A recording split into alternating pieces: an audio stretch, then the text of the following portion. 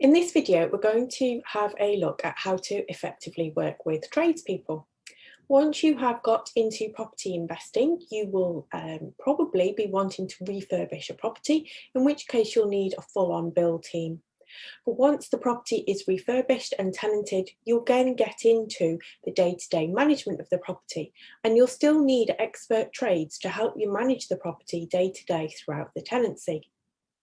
In this video, I'm going to focus predominantly on the latter part of the process. So that is once you have got your property refurbished and you're managing it day to day, how do you actually put a team together to make sure that you have the right experts and tradespeople on hand when you need them?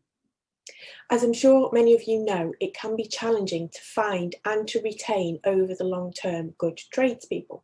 And what do I mean by good? Well, my definition of good is that they are qualified, they're experienced, they have the appropriate insurance in place, and they understand business and customer service. Having been in a property investing and management for well over 15 years now, what has become apparent to me is that many sole traders who decide to set up as a builder or a joiner or a plumber or a decorator, firstly, don't have full apprenticeship in these trades. They simply pick up their tools and get started.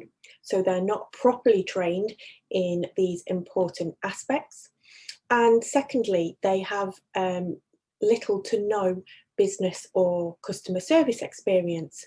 It is has been my experience that you ask a trade to go to a property to liaise with the tenant to provide access, and then for whatever reason the tradesperson simply doesn't turn up that day. They don't think to inform us as the property owner or agent, and they don't think to inform the tenant either. They simply don't turn up. So the customer service aspect of their role is non-existent. I also find that many sole traders don't understand the importance of quoting, providing formal written quotes and providing formal invoices as well, which of course you will need for your accountant for your year-end tax returns. Many sole traders might be excellent at their jobs. However, without this wraparound business context, it can still be very challenging to deal with them, to get paperwork out of them, to agree payment terms, and particularly if you're doing major refurbishment projects, to get them to sign, for example, a JCT contract, which would be best practice in that case. When you are building a team that you can rely on, for your property management, you will be wanting people such as a gas engineer, your electrician, a plumber, a joiner, decorator, roofer. Waste disposal is really important as well. Many trades don't offer a waste disposal service or factor that into their cost. So you'll find, for example, if a plumber goes and changes a sink or a toilet, they'll leave the old one outside in the backyard or the front yard, and they won't think to tell you that the disposal is not included. So making sure you have appropriate waste disposal, somebody who again has the appropriate insurance and also has the appropriate waste disposal license to be able to deal with the waste is essential. In building your team, it can be a little bit difficult when you start, so I would definitely suggest that you use your network, get out networking with other property investors and simply ask for recommendations. Many people will be happy to share contact details of people that help them and are on their power team. The other thing you can do is look at various different websites. So there's things like Trusted Trade, Check a Trade, the Gas Safe website will have a list of trades. There are various different professional bodies for electricians. So again, you can go onto those websites and search for contractors local to your area. You want to be looking at recommendation, potentially see if the tradespeople can give you photos of previous work that they've done, or if you can contact some of their previous customers for any testimonials is really helpful.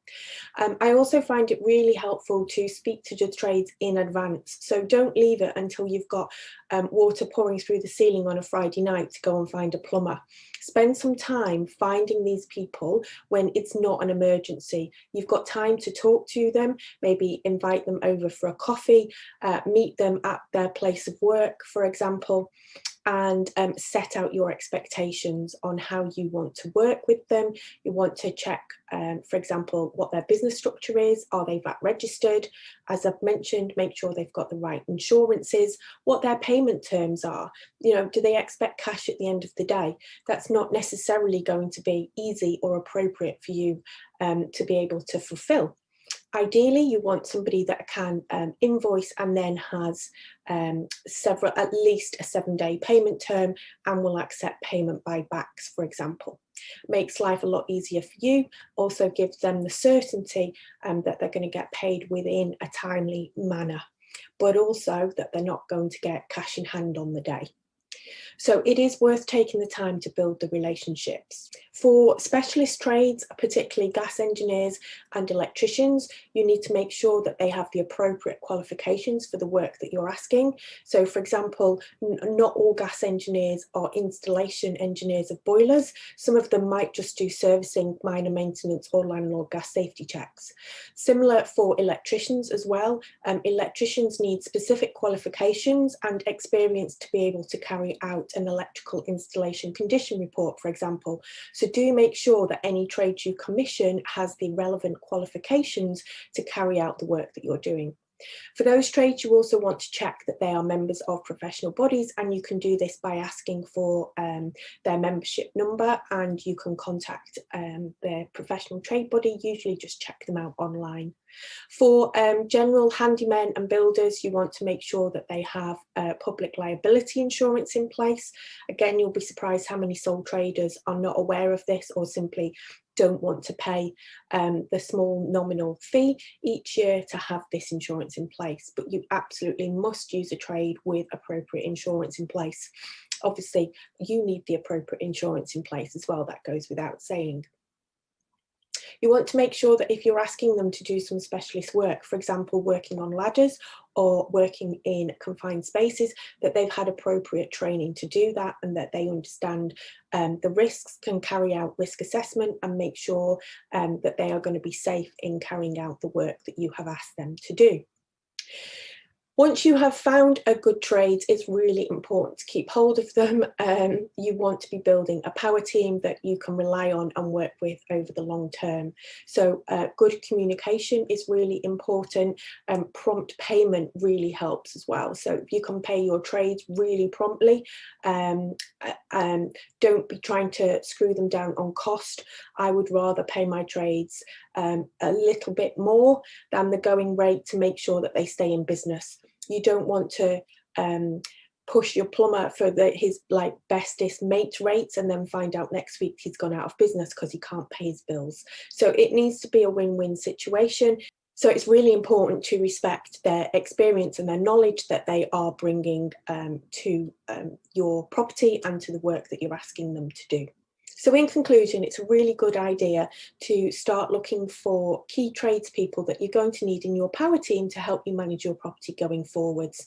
Take the time to build some relationships with them and to meet them. It's not all just about price. You want to be looking in the bigger picture and the context of their business skills as well as their professional trade skills, their customer service approach and experience, and also their reliability as well.